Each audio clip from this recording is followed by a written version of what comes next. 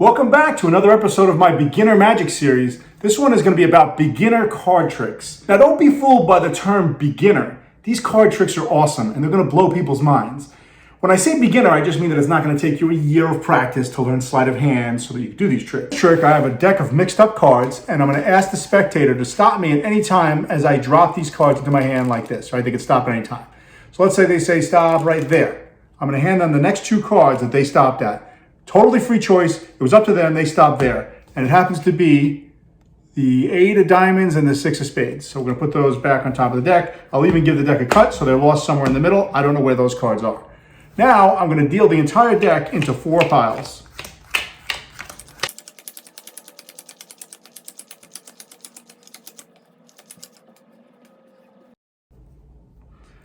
Now I'm going to take this pile and this pile and I'm just going to shuffle them into each other so they're nice and mixed up.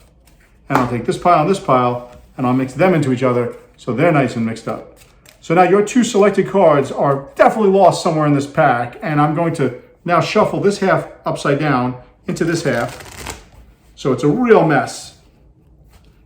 And then with just a magical wave, there's one and only one black card that's face up on this side, and it happens to be the 6 of spades, the card that they selected. And if I flip this entire pack over the other way, there's only one red card that's face up, and that happens to be the other card they selected. You're going to separate the deck into red and black, and then you're going to deal them every other card, red, black, red, black, red, black, until you finish the entire deck.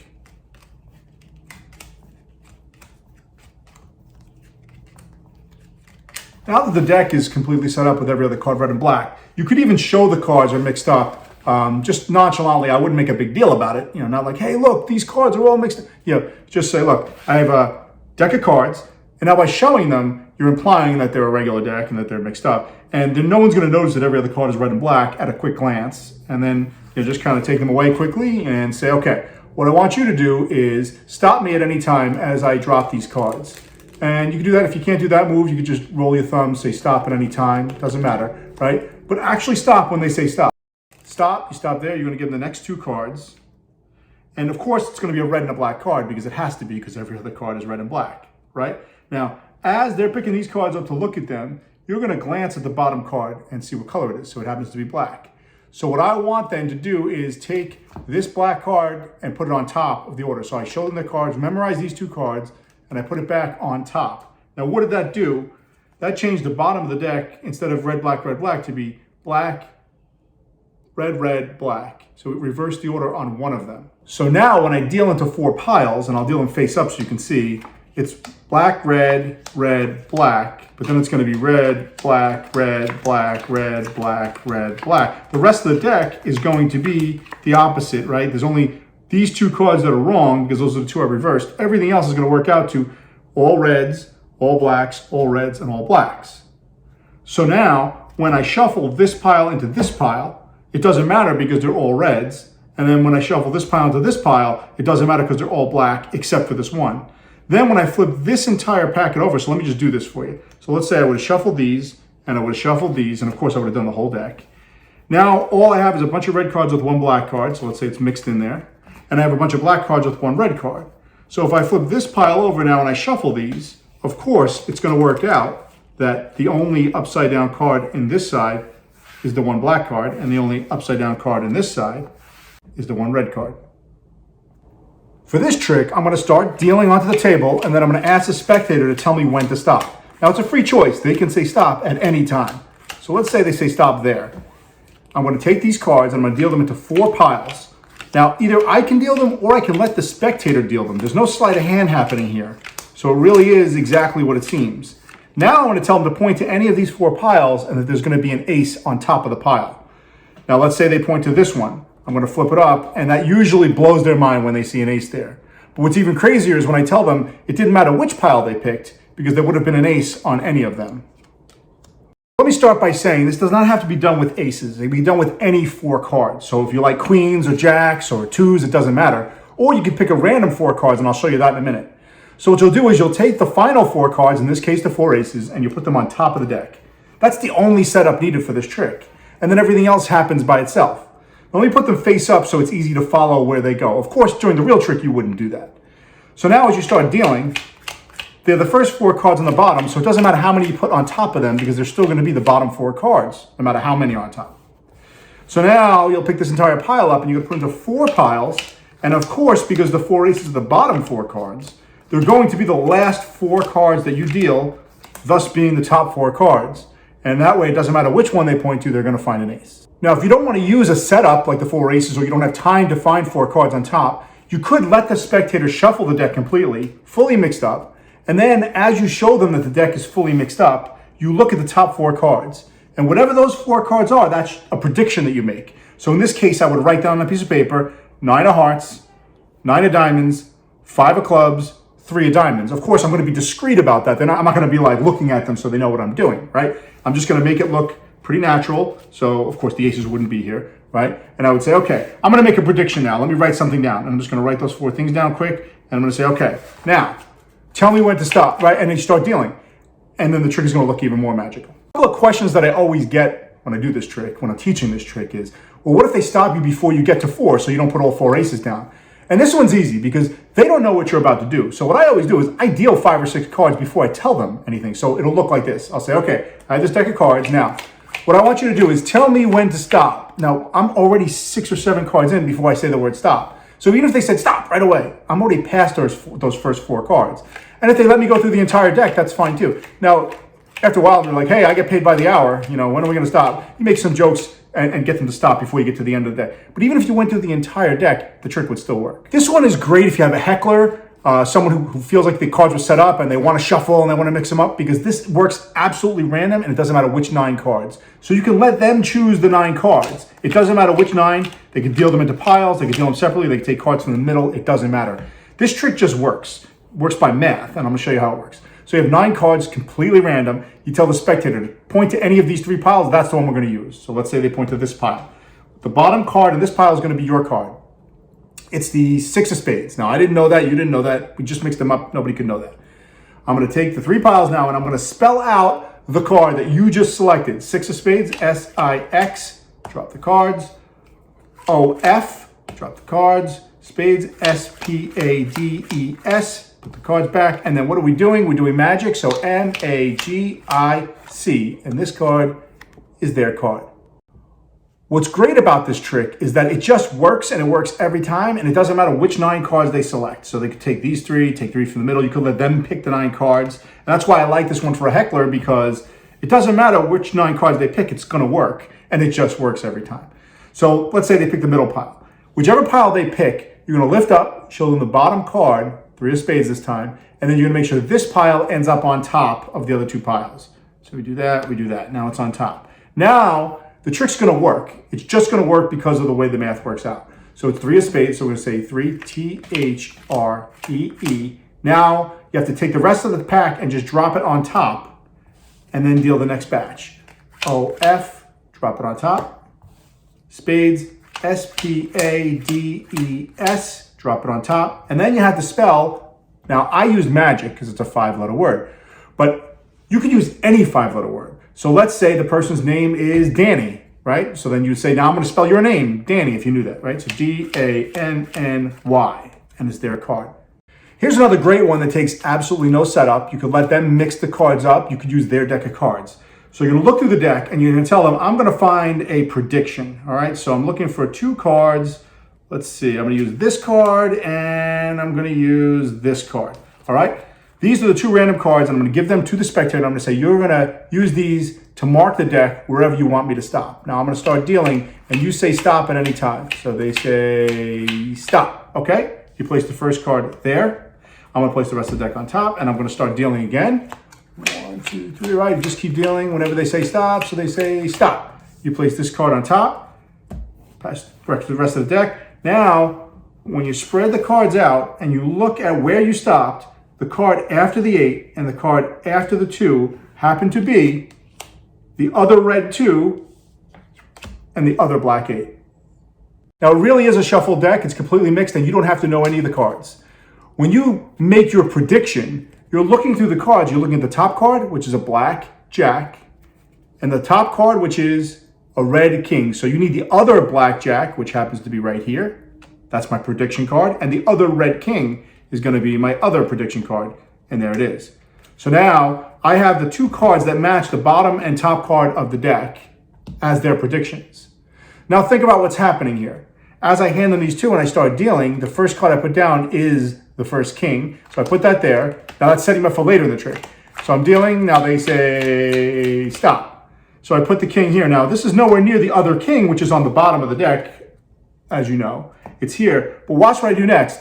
I take the rest of the pack and I drop it on top. Now remember, the bottom card was the jack. So once I drop this on top of that, I've now put the king and the jack next to each other, and I've set myself up for the next part of the trick, because now the other king's on the bottom. I start dealing. This card is indifferent. Doesn't matter. I'm dealing. They say stop. I put this here, and now the other bottom card gets dropped on top, and I've just put the two cards right next to them, right in front of their eyes, and they just don't get it.